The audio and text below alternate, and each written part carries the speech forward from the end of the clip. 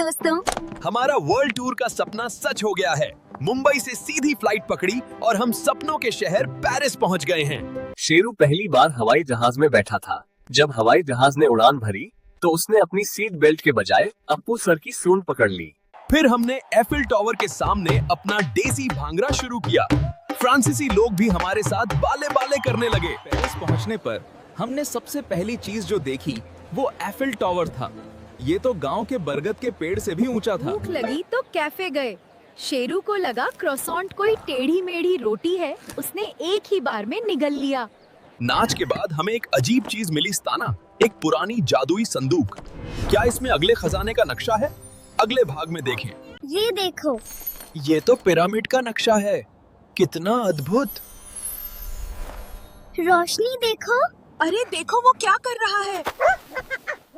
उसे खोदने दो, धूप बहुत तेज है। मुझे कुछ मिल गया सफर है। के लिए हमने पकड़ी ऊंट की सवारी।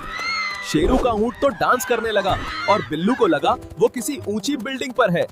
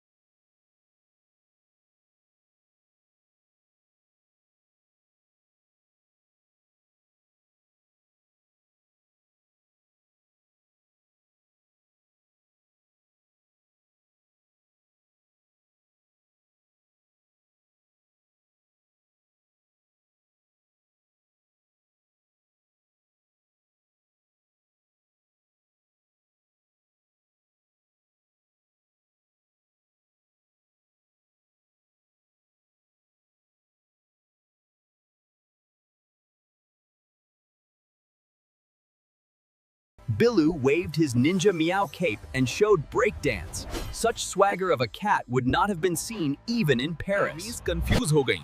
वो भी पट्टी छोड़कर शेरू के साथ लप लप करने लगी। ये था असली ग्लोबल फ्यूजन। डांस से खुश होकर हेड मम्मी ने हमें खजाने की सुनहरी चाबी दे दी। मिशन कंप्लीट, वो भी बिना लड़े। ये चाबी किस संदूक की है और क्या इसके अंदर अमर होने का लड्डू है? देखिए अगले भाग में। धड़धड़कनें तेज थीं। बिल्लू ने जैसे ही वो सुनहरी चाबी संदूक में लगाई, पिरामिड डगमगाने लगा और एक तेज रोशनी निकली। शेरू को लगा ये सोने की दरी है, वो उस पर कूद गया। कालिन को गुस्सा आया और वो रॉकेट की तरह पिरामिड से बाहर उड़ चला। छठा तो देखा, अंदर कोई सोना नहीं बल्कि एक पुराना कालीन था। ये वो कालीन हवा में तैरने लगा।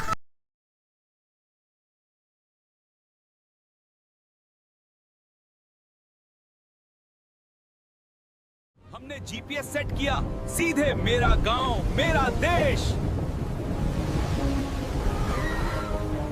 मौसम बदला, सुहाना सफर अब डरावना सपना बन गया। वो काला बादल इतनी तेज थी कि शेरू के कान हेलीकॉप्टर के पंखे की तरह घूमने लगे। बिल्लू ने अपने निंजा पंजे कालीन में गड़ा दिए। कालीन की बत्ती गुल होने लगी। लगता है इसका जादुई डेटा खत्म हो गया। लो बैटरी का सिग्नल आ गया और फिर हम गिरे। हजारों फीट ऊपर से सीधी डाइव। बजरंगी अभी भी चिल्ला रहा था।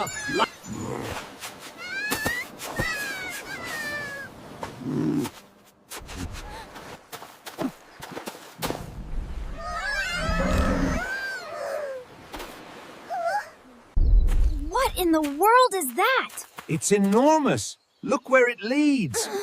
Do you think it's still nearby?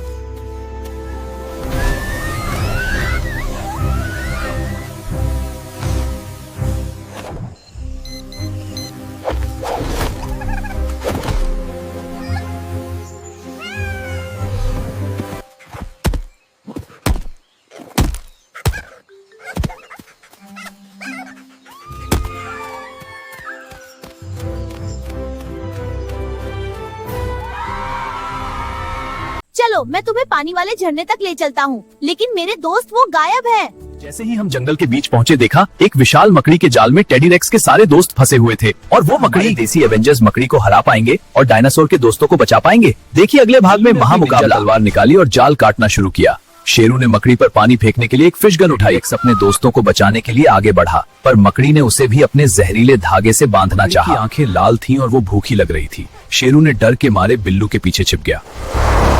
मकड़ी गुर्राई और हमारी तरफ झपटी। बिल्लू अपनी निंजा स्पीड से दौड़ा और जाल काटना शुरू किया। हाँ, ले मेरी निंजा स्पीड शेरू अटैक। ने अपनी फिश गन से मकड़ी पर पानी का फव्वारा छोड़ दिया। अरे वाह, ये तो उसे पसंद नहीं आया। मकड़ी ने मौके का फायदा उठाया और अपने बेहोश कालीन को मकड़ी के ऊपर फेंक दिया। मकड़ी कालीन में लिपट गई, गीली होकर फिसलने लगी। अब वो जाल से ज्यादा खुद के पैर में फंस रही थी। बिल्लू ने उसे टैग टीम का इशारा किया। को कालीन बंडल बनाकर झरने के पास फेंक दिया। पानी मिल गया, दोस्त मिल गए, लेकिन हमें घर भी तो लौटना है। क्या हमारा कालीन फिर से उड़ेगा? देखिए अगले भाग में। कालीन तो उड़ने का नाम ही नहीं ले रहा था। इसे खुशियां चाहिए, दोस्ती की एनर्जी चाहिए और डांस। हमने किया फैसला एक विशाल जंगल पार्टी का। सारे डायनासोर नाचने लगे, पेड़ पौधे भी झूमने लगे।